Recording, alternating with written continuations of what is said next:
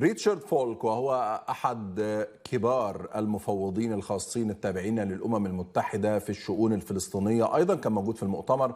عملنا معاه مقابلة عن حكم محكمة العدل الدولية، إزاي يتم تطبيقه، إزاي نقدر نوصل لأن إسرائيل تلتزم بما جاء في محكمة العدل الدولية.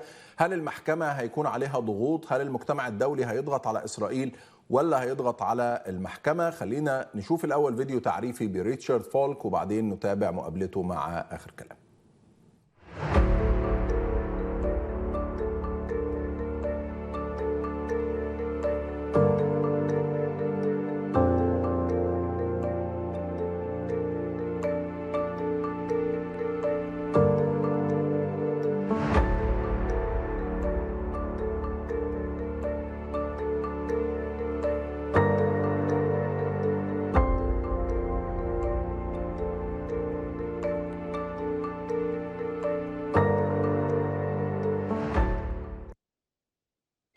So, Richard, what do you thought about the ICJ resolution yesterday? Was it good? Was it a good start or not?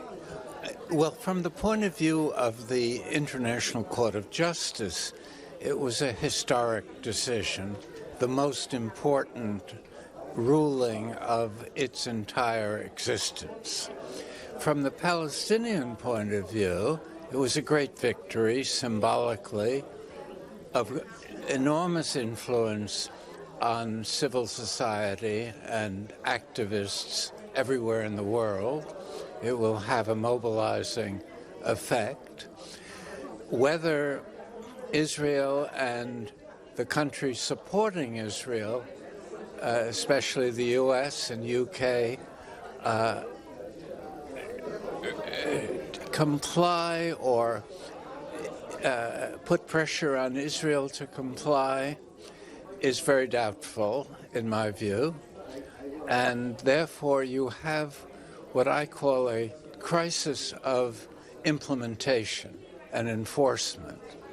You have the law on your side, but you need the political will to enforce the law, and that is probably not going to happen, and therefore the hope of the Palestinians is that the weight of the decision will activate enough political pressure so their own governments change their position.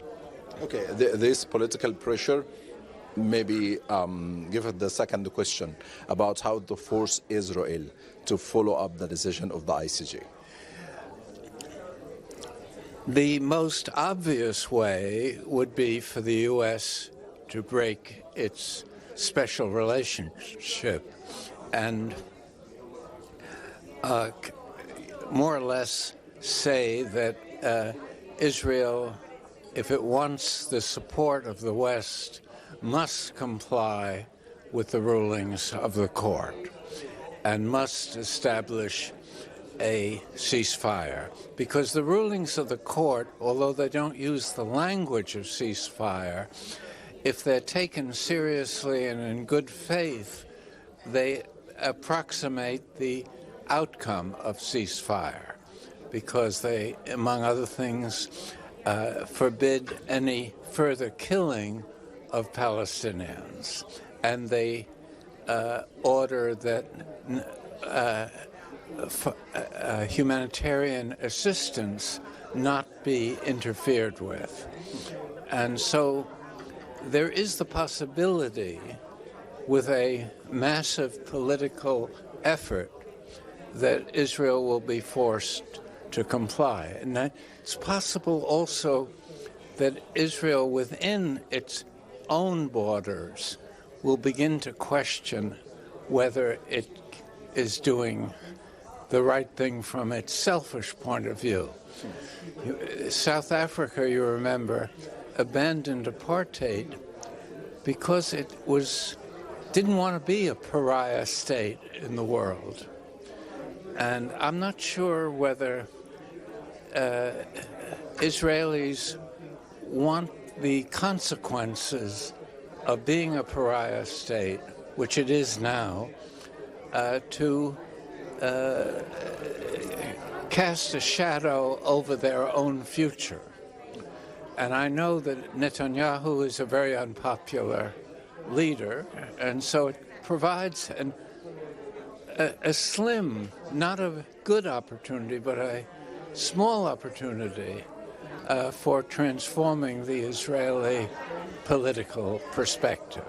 Okay, the ICJ gave Israel 1 month to prepare a report about what they are doing in Gaza regarding the genocide. Do you think it's easier to the international community to put pressure on the ICJ during this month rather than put a pressure on Israel? Well, I think both are complementary. I don't think they work against each other. And I think it's, in my view, rather doubtful that Israel will submit the report. It will more likely say that this outcome was not in accord with international law, that they didn't respect international law in reaching the conclusion favorable to the South African request for provisional measures. So my sense is that there will be no formal implementation of the decision in the short run. In other words, in the next month. I hope I'm wrong. Thank you. Thank you very much.